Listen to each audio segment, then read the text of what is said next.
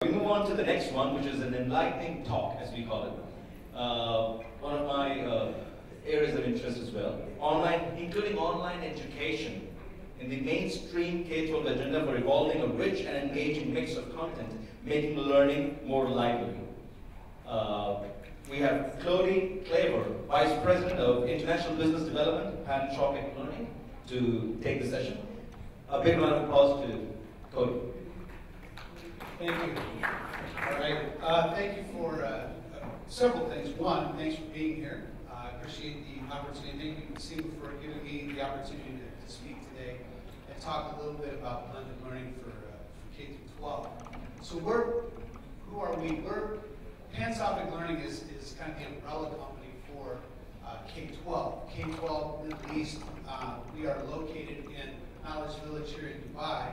We serve students all throughout the world in our online school. We have an international academy. It's an American curriculum, grades K through 12, that serves on a full-time basis students and families, all throughout the world. We're specifically focused right now in the GCC countries, but we are serving students all throughout the world. My role, I've been working with this particular curriculum because that's what K-12 is. K-12 is a full top-to-bottom curriculum in grades K through 12, as it states. We provide not only curriculum, but we also provide the teaching services that go along with it. My wife happens to be the head of school here at Dubai branch, and so we employ, I think, between 60 and 70 teachers. So when you hear things like online learning and online and technology is going to replace teachers, I can tell you that nothing could be further from the truth. Teachers, human beings, are critically important, even in a blended learning, okay? Critically. So I want to talk about for just a minute, what is blended learning? The way I want to do that is, for this to be a bit more interactive, like our last session, I'd like you to the person next to you, just an elbow apart, just talk to them about what you think and what your definitions are of blended learning. When you hear that term, what does that mean to you? Just take a minute and talk to each other. Talk to each other. Turn, face, look, speak. It's late in the afternoon. Stay with me, stay engaged, okay? Here we go. Rico. Okay, I also know that I'm getting old when I have to switch my glasses back and forth, so I apologize, but I do need to do some reading. And I want to just state, before I ask you to kind of share with me some of your thoughts about what blended learning are, I want to share with you some statistics. We are serving currently over 770 students in the GCC region alone. So if you think about serving students in a home-based environment, that's our target audience, but we're also working with this blended learning format where we actually have students coming to some sites where we support them in a face-to-face manner, and I'll talk more about that in just a minute.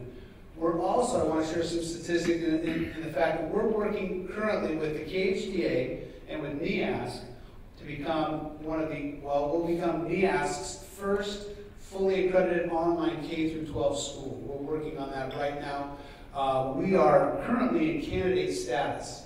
We were afforded candidate status without recommendation, which is quite an accomplishment coming right out of the bag because most of the time when the NEASC team gives you candidate status, they have several things that they want you to work on before they give you full candidate status. We were given that without recommendation, which I think speaks to the structure and nature of our program.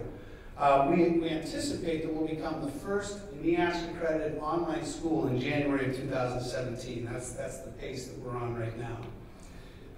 Like I said, we've got about, I think, 60 to 70 staff members, teachers, that we've hired in working with elementary grade students all the way into AP, advanced placement students. So, and students that graduate from our program are going on to full four-year universities. I'd also like to make some connections with today. When Dr. Abdullah Karama talked about the need for more schools in Dubai, niche schools.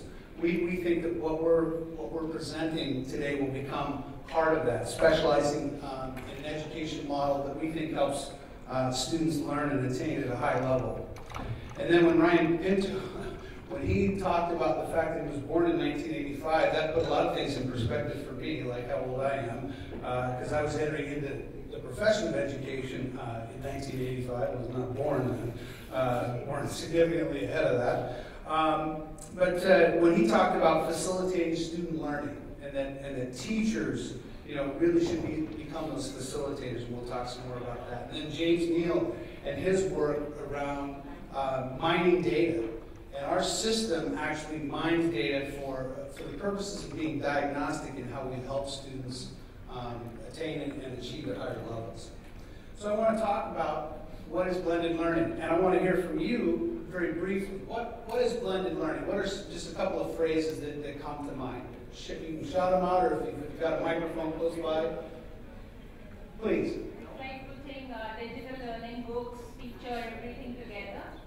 Digital learning, books, teachers, all together. Yeah. Great, great. Well, you just defined it for me, so thank you. I appreciate that. Makes the rest of my talk quite easy. So yeah, we talk about blended learning from our perspective as it's student-centered, and we talked a lot about that today, right? Kids, we say it this way. Learning, and it's going to sound very, like no kidding, but learning should be done by who? It should be done by the learner, right? A lot of times we as teachers and educators think that we have to really make sure that the kid learns. Well, no, you know who needs to make sure they learn? The learner, the student. So we want to make that very student-centered. It's personalized, it's individualized. That's another area that needs to be talked about. We talk about differentiating instruction. Through a blended model, through the K-12 curriculum, we can actually place a student at their leading edge. So where they are ready to be placed, that's where we put them, in a very personalized environment. It's flexible, and it's mastery-based, which is very critical in the K-8 space. Because if you don't have the foundation and the building blocks moving forward, then certainly as you get into the higher levels, into the high school, learning and attainment can be difficult. It's multimodal, so it's online, but also you get all the textbooks, the workbooks. We ship all the science kits out. Everything goes to the student. Every student gets their own. They get their own microscope. We even sort of make a joke that we ship sand to the Middle East, because most of our kits are based. They come out of the United States. But we actually ship sand to wherever it is, because that's part of the kit. So we kind of make a bit of a joke out of that. It's also engaging. And when we talk about engagement, we don't talk about just hands-on. We talk about cognitive engagement, where the mind is on. The student's mind is turned on. And you can tell when you go into the room where kids are working on this curriculum that they're quiet, they're focused. They ask questions when they need to, but they really, again, take their own learning very seriously. It's current. Anytime there are things that are changing within the curriculum, we're able to adapt and make that change as well. And it's diverse. There are lots of different elements to the learning. Also it's very cross-connected. We were talking about the interconnections in the last presentation. The K-12 curriculum also teaches the big concepts and the big ideas. And so if you think about what our model looks like, this is kind of a nice representation. We take the virtual learning and we couple that with face-to-face into a blended learning environment. So what we'll have is we could educate in a room like this. We would have study carrels, so students sitting in their own kind of space with their computer, but also with all of their textbook materials, all of their science materials, everything that's set up for them. And what they're doing is they're working on their lessons. Teachers are also working with them in the background. So a teacher will see everything that student is doing. They'll see every assignment that they do. They'll see every assessment that they do. They'll see every page that they've clicked on and read through. And so students will have that feedback that's coming back from the teacher. The teacher will also become more diagnostic in how they look at the student attainment and achievement, and then they can have one-on-one sessions with students. They can also group students by concept and host what we call web conferencing sessions where they get everybody into a web conferencing classroom with a whiteboard. The teacher will teach a concept. The students can also ask questions. The students can also take over the whiteboard and provide their answers to some of the questions. So the question then becomes, are there substantial benefits to a blended learning model? And I think here are some of the benefits. What we talk about is engagement. Students become motivated when they have success and they're placed in a section or in a curriculum that they feel is successful. That tends to motivate them. We also know that the curriculum is more diagnostic. So we can diagnose learning difficulties, any gaps that a student might be having. And then also it is mastery-based, as I mentioned before. In the K through 8 space, it's mastery-based. In the high school program, it's not mastery-based, but again, it functions more like a very traditional high school. Improved metrics. So we know how students are performing. We can, again, I go back to being diagnostic. We can be diagnostic in how we prepare and work with the students. And also, parents will have full access to their children's learning modules. And so they can look at, in real time, how's my child doing? No longer do they have to wait for those conferences that happen, at midterm. A parent will have their own login, and so that they can log right in and look and see exactly how their child is performing, where they may need some help. Then they can communicate with the teacher can communicate with them. And then finally, we just believe and we know that it has better individual learning outcomes. Those are the benefits. So which students, what kind of, we get asked this a lot, well, who comes to your program and why would they come? And there's a lot of different reasons. We find that students that kind of, we saw the bell curve earlier today where, you have kind of the mainstream or the middle kids, the average is, 100. Well, we tend to get both ends of the spectrum. We'll get those students that don't seem to be challenged as much in a traditional school setting, the gifted and talented kids, the ones that might be a little bit disruptive in the class because they're bored. So we tend to get those type of kids. We also get students with learning difficulties because it is tough for them to keep up and keep pace. We're also seeing a lot of medically fragile kids that where being in a school setting is not conducive to their health. And so this becomes a nice option for those families to still receive a high quality education. Sometimes we get excluded students that can't find a place or they've kind of worn out their welcome in certain schools because of their behaviors. And then this again still provides them with a high quality education option. We get students who may have school anxiety. I don't know if anybody has kids at their school who, that little child that cries every day that they come to school because they really don't want to be there. Well, we can provide, again, a high quality option for families like that. Students who are bullied, we're seeing that a lot now.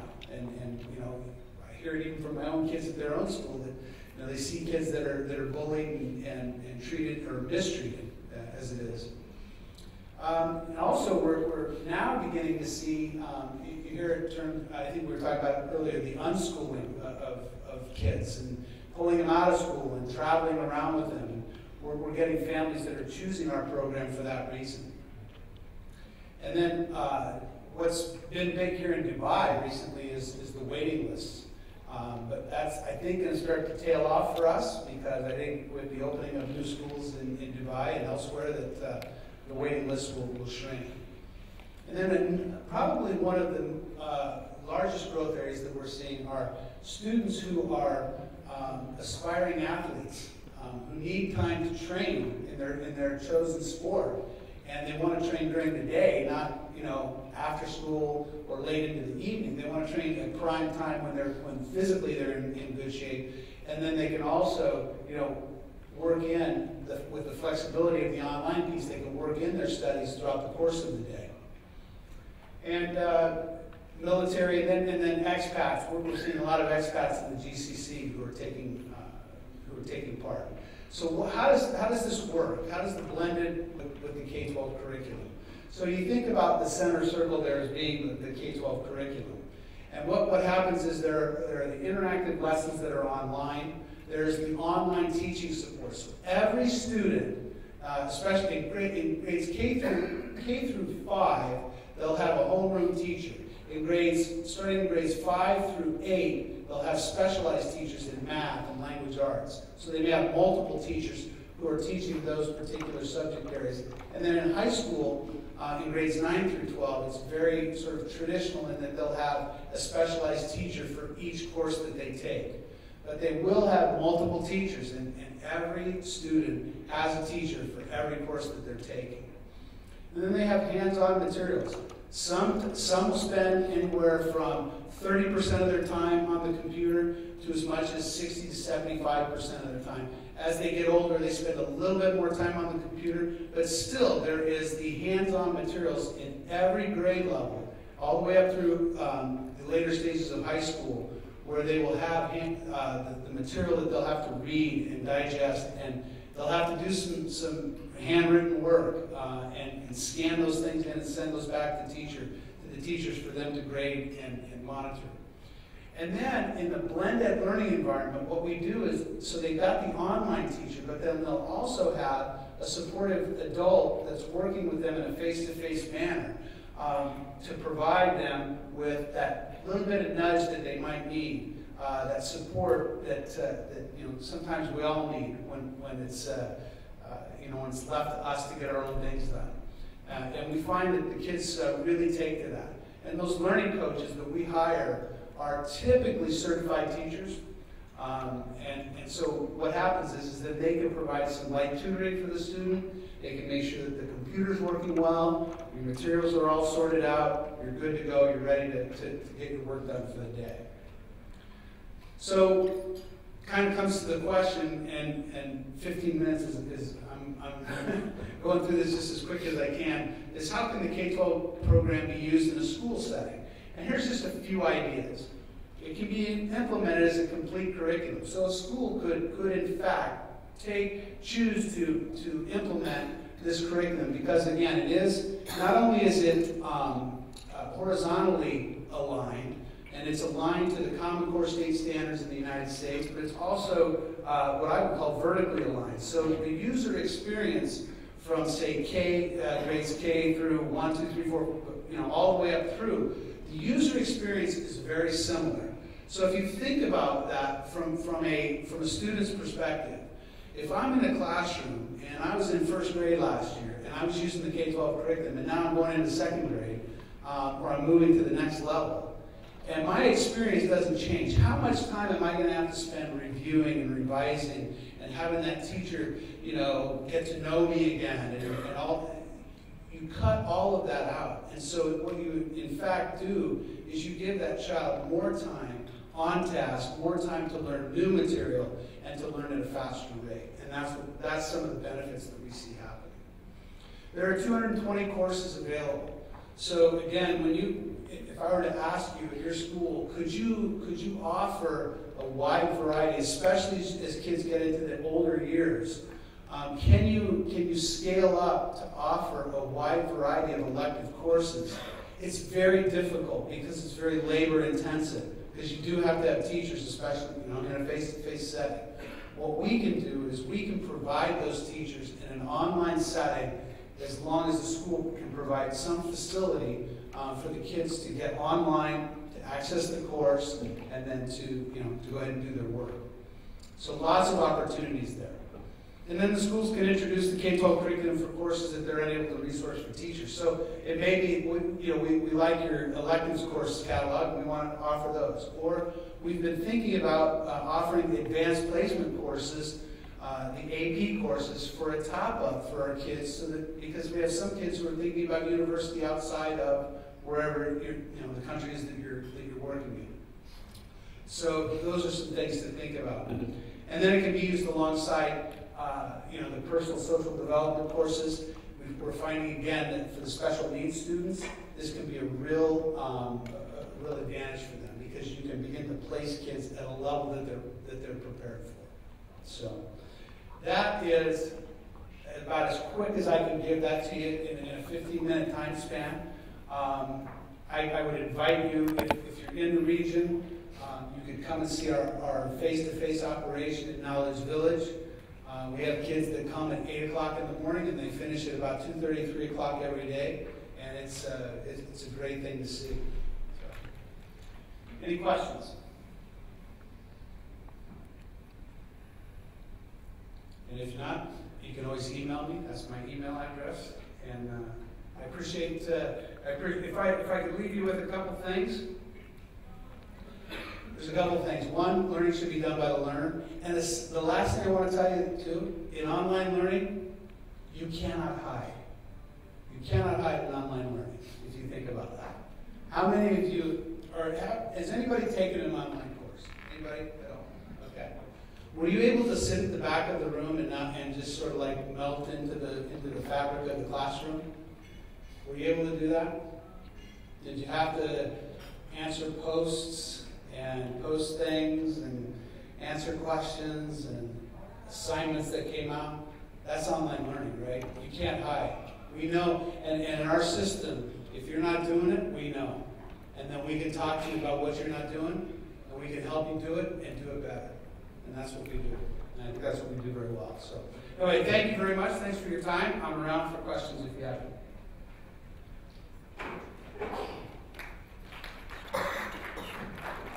All right, Mr. Cody, before you go back to your seat, would you join us again on the stage?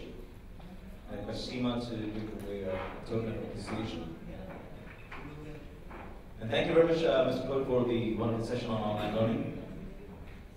Big round of applause to Mr. Cody Claver, Vice President of International Business Development, Panshopic Learning. Spoke about including online education, the means